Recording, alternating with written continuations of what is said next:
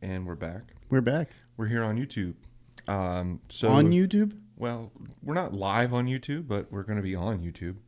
What's it like to be under YouTube? I don't know. Or besides it? Beside YouTube-ish? Besides the lines? Adjacent to. We can call ourselves besides the lines. Parallel with YouTube. Parallel. Yeah. Perpendicular. In contrast to perpendicular. Anyway, this went off the rails.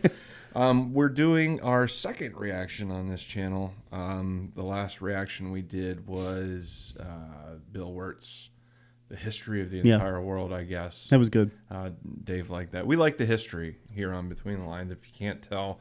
If you're a fan of the channel. And we like the Her story. Okay, yeah, it is 2022. So today, we're doing something a little bit along that same lines. We're reacting to Oversimplified, the American Revolution Part 1. And then after this, we'll react right to Part 2. So you check out both of the videos. Go back and look at our old videos. Subscribe to the channel. Hit the like button. All that YouTube lingo. All that good stuff that YouTube wants you to say. So do all that good stuff. And in the meantime, we have our video here. So let's just jump right into it. Why wait? Holy smokes. Christopher Columbus, that is no way to address the King and Queen of Spain. What is wrong with you? Okay, so you know how we're looking for a new trade route to India, right? Right. And the Earth is round, right? Right. So I'm thinking we can just sail the other way around the planet, right? Yeah. So I set sail, right? Mm-hmm. And I reach India, right? Right. Wrong. I did not reach India. I did not. All right, get to the point. Did you know there's a whole nother freaking continent out there? Okay, and do you think I should care about this? Why? Oh, I'm sorry. Did I forget to mention there's gold everywhere? Gold? Columbus landed in Central America in October 1492, and he had the time of his life. And by that I mean he went on a huge theft and murder spree. He stole gold, jewelry, people, and a hammock. And then he returned to show off all of his riches, including a few previously undiscovered items, such as tobacco, the pineapple, turkeys, and a hammock. Now I know what you're thinking, but oversimplified, Columbus didn't discover America, the Vikings did. And you'd be partially right. In the 11th century, Leif Erikson was the first European to land in America. But hey, if you love Vikings so much, then why don't you check out today's sponsor? Vikings Love the segue. Million online players are We're gold getting coins past that. and a protective shield. Don't forget to look me up and join my hammock. And suddenly the race was on to explore and conquer the new world. After a couple centuries of warring with the natives and each other, the European powers had claimed quite a lot of land, including this area, which both the English and the French claimed as theirs. One day the French said, "I'm gonna build some forts along here." And the English were like, "Could you not?" And the French said, "Sorry, but no, I could not." And they went ahead and built their forts, which pissed off the English, so they sent an up-and-coming British lieutenant colonel by the name of George Washington with... Spoiler alert. He comes into the story later. Oh. the combined force of British troops and Native Americans. After a short battle, the French commander said, all right, we surrender. Okay, boys, pack it up. They're surrendering. Oh, sorry, was I not meant to split his head open with a tomahawk? Don't worry, it's not like this will start a 7-year-long major global conflict. And what happened next was a 7-year-long major global conflict, which Great Britain won. At the peace negotiations, Spain gave up Florida, while France gave up all of its territories in North America. But Britain's victory came at a cost, a £60 million cost. They were now broke, in a lot of debt, and had to come up with some way to repay it. So they went to the colonies and said, okay, listen up. So a huge part of the war was spent protecting you from the French, and now we have no money because of it. So... yeah. I'm not sure what you're saying here. Okay, so we spent a lot of money protecting you from the French, right? Right. And now we're broke. That certainly is a pickle. Listen to me. We spent all of our money protecting you, and now we need money. Can you please pay us back some money? No. Okay, we're just going to go ahead and tax you. In 1764, Britain introduced the Sugar Act, forcing the colonists to import sugar and molasses exclusively from the British and to pay duties on them. Then a year later, they introduced the extremely controversial Stamp Act, and it worked a little something like this. Hello, shopkeep. Hello, Mr. Bungleberry. Here's the deed for your new shack. Stamp. That'll be 3 pence, please. Wait, what was that? It's the new tax. I get a stamp on any paper or documentation I make, and you have to pay for it. Would you like to see this pamphlet that explains everything? Yes, please. Okay. Stamp. 2 pence, please. This is awful. You know what? Just give me a deck of cards so I can go gamble my pain away. Okay. Stamp. No. Don't do it. Stamp. Obviously, the colonists were like, hey, my dudes, this new tax legislation right here, this is BS. Until now, they had enjoyed relative freedom to rule themselves, and now suddenly Britain was asserting its control. They were especially unhappy because they didn't have any representatives in the parliament that was levying taxes on them. So they protested. Orators gave fiery speeches. British goods were boycotted, and anyone loyal to the British found themselves increasingly harassed. The whole thing actually began to take quite a toll on British business, and after just a couple years, the British were forced to repeal the Stamp Act. But we still desperately need money. What should we do? We could try taxing the colonies. Great idea. Wait, didn't we literally just try that and it failed miserably? Man, look at me. I look fabulous. Have you ever seen such a handsome boy? No siree, Georgie. No way. You're the handsomest, smartest, most popular king that ever lived, and everybody likes you. You're doing such a good job. Your Majesty? Oh, you're still here.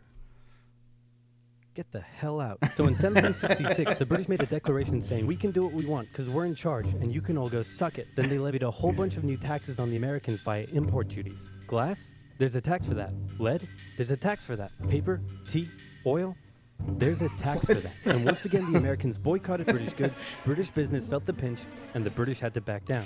Alright, this is ridiculous. They're my colonies and I have to be able to assert my control. Repeal all the new taxes except for the one on tea. Also send 1,000 troops to Boston to take control. Oh, and make the colonists pay for them. And as British troops arrived, the tension in Boston was palpable. You could cut it with a knife, and it was all about to come to a head. On March 5th, a band of local patriots began heckling a British guard at the customs house. More and more Americans joined in the heckling, while more British troops turned up in support of their comrade. Snowballs were thrown at the British. The snowballs turned to rocks, the rocks to oyster shells. The soldiers, outnumbered, panicked. One thing leads to another, and you can see where this is going. 5 civilians were killed. The Patriot press throughout the colonies declared the Boston Massacre an unwarranted crime committed against the people of Boston by the cruel British, and the anger continued to grow. A British revenue schooner that ran aground in Rhode Island was burned by the locals. When it came to light that the governor of Massachusetts supported the suppression of the colonists, his house was burned by the locals. And next, the colonists would set their sights on the remaining tax on tea. On December 16, 1773, a band of patriots known as the Sons of Liberty disguised themselves as Native Americans, marched down to Boston Harbor, boarded a British merchant ship loaded with tea, and in front of thousands of spectators, threw nearly 10,000 pounds worth of tea overboard. The British were disgusted, and they punished Massachusetts with a vengeance. They dissolved its General Assembly, revoked their charter, and sent 3,000 more troops to occupy the city, meaning Boston and Massachusetts were now essentially under the direct rule of Great Britain. And oh boy, were the people pissed. The other colonies saw what was happening and worried they might be next, so they called a brain trust to decide what to do. 56 delegates from 12 colonies gathered and met in Philadelphia at the First Continental Congress, and the roll call read like a who's who of America's finest thinkers. I'm talking lawyers extraordinaire Johnny A and Johnny J, experienced military commander George Washington, businessman and future alcoholic beverage Samuel Adams, fiery orator Patty Rich, guy who married a rich lady, Big J Dickinson. And while they weren't present at the first Congress, soon names like James Madison, Benjamin Franklin, Thomas Jefferson, and much later Alexander Hamilton would all serve time in the Continental Congress. The question now Also a was musical. what to do about the British. After much bitter debate and disagreement, they eventually agreed on an amazing solution. They would simply ask the British to stop. Can you stop? No, it didn't work. Okay, then tell the local militias to start arming and be ready at a minute's notice. And across the colonies, these Minutemen stood ready for the beginning of the American Revolutionary War. Now, having your colonies in open rebellion is one thing. Once they start arming themselves, that's when it really hits the fan. So British General Thomas Gage ordered 700 troops from Boston out into the rebel-controlled Massachusetts countryside to destroy stores of arms and ammunition held by the rebels in Concord. The British set out in the middle of the night. Patriots, including Paul Revere, rode ahead to warn that the British were coming, giving the rebels time to prepare. The two sides met in Lexington as the sun began to rise. They faced off against each other, and in the confusion, somebody shot first. The shot heard around the world marked the beginning of the American War of Independence. The rebels were outnumbered and had to fall back to Concord as the British split up to search for rebel supplies. However, more and more Patriot rebels kept showing up, and this time it was the British who were outnumbered as more fighting kicked off in Concord. The most professional army in the world was forced to flee back to Boston at the hands of local, poorly trained militiamen, and all along the British route back to Boston, Patriot rebels continued to gather and open fire on the retreating British. When the British reached Boston, the rebel militias surrounded them. Boston and the British were now under siege as small land and naval skirmishes continued around the city.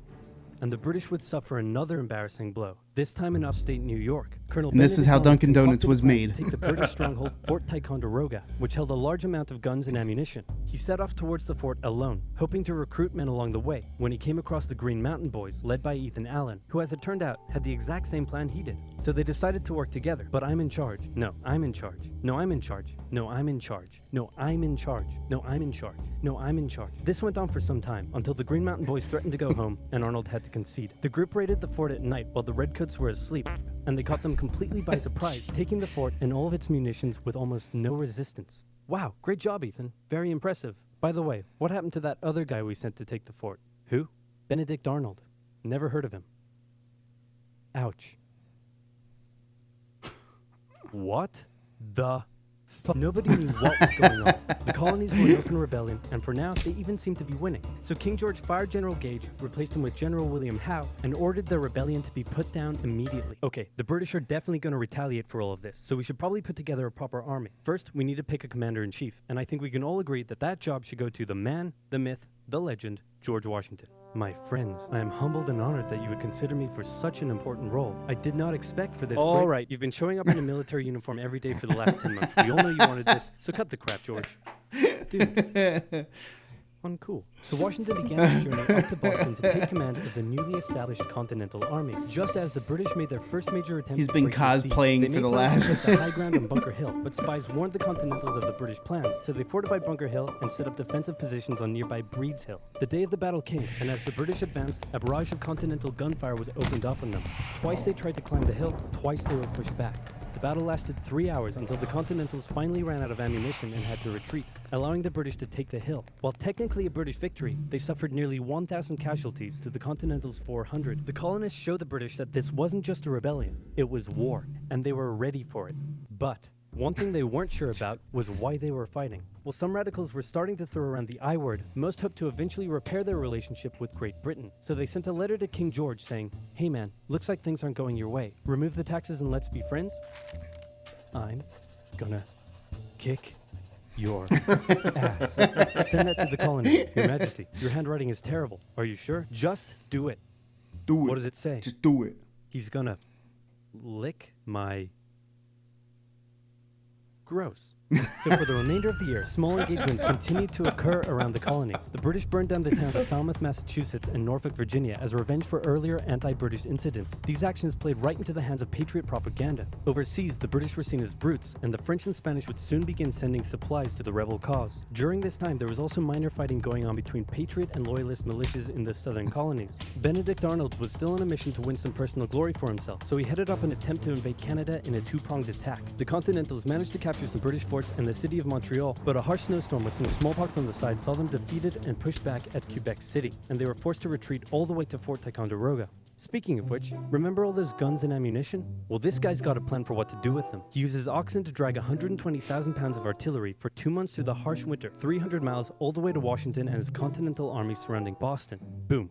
Washington's got himself some big guns, which is fortunate because up until now his army had been suffering through the cold winter, not knowing when the siege would end. Now, they could make a move. Washington wanted to launch a full assault on the city, but his junior officers felt the British were too fortified, and to his credit, Washington was great at hearing and taking on board the ideas of others. Instead, the Continentals worked through the night, setting the guns up on Dorchester Heights, overlooking the city, and when dawn broke and the British saw the guns, they knew they were toast. Their positions were completely exposed. It was checkmate. They had no choice but to abandon the city. 120 ships carried 9,000 redcoats and 2,000 loyalists away to an unknown fate, and Washington had his first victory of the war. Washington then moved his army to New York, knowing that when the British returned, they would probably land there. In the meantime, a friendly-looking old man by the name of Thomas Paine had written and published a pamphlet called Common Sense, in which he advocated for total independence from Great Britain. It spread across the colonies like wildfire, and to this day remains the best-selling title in America. It was read aloud in taverns and meeting halls, and brought the idea of independence into the mainstream. Congress began to seriously consider the idea. Thomas Jefferson was selected to write up an official Declaration of Independence, and he went hard, writing that all men are created equal, with certain inalienable rights, including life, liberty, and the pursuit of happiness. Of course, Jefferson had over 100 slaves, but we don't have to talk about that. On the 2nd of July, Congress voted unanimously in favor of independence, and John Adams declared declared that the 2nd of July would go down as the most remembered day in American history. Then a couple days later, independence actually came into effect. The United States of America was born. There was no turning back now. The Americans tore down a statue of King George in New York and melted him down into 42,000 musket balls. To the British, it was treason. And if the king had his way, Washington and all of Congress would be hung. Speaking of the British, guess who's back? The king sent an intimidating force of 130 warships and 25,000 men to New York. Washington knew that taking on the most powerful military in the world wouldn't be easy. The British set up camp on Staten Island as the Americans dug into defensive positions around Brooklyn Heights, waiting for an attack to come. But the British just waited, wearing down their opponent's nerve while building their own strength. At one point, they launched a big scary artillery barrage and then said, you know, if I was you right now, I'd probably sue for peace. But Washington told them to shove it. The Americans kept holding out for what was coming, and when they finally hit, they hit hard. 15,000 British troops approached the American position, and the two sides fired on each other in massive rows. But what the Americans didn't realize was they were only fighting a decoy. The main British force was going around to flank the Americans from behind, and when they arrived, they inflicted heavy casualties. The Americans panicked and retreated back to Brooklyn Heights, where they then found themselves trapped between the British army and the river. It looked as though the war was already lost, but luckily, instead of attacking, the British decided to dig in for a siege, and then a thick fog set in, allowing Washington's army to escape across the river unimpeded. The British continued to chase and engage the Americans at Manhattan, and the Americans suffered defeat after defeat after defeat. It was a disaster. Washington's leadership was called into question, as thousands of American POWs were left to rot as traitors. Washington's army fled through New Jersey all the way down to Pennsylvania. Rarely had an army been so badly beaten, yet survived to fight another day.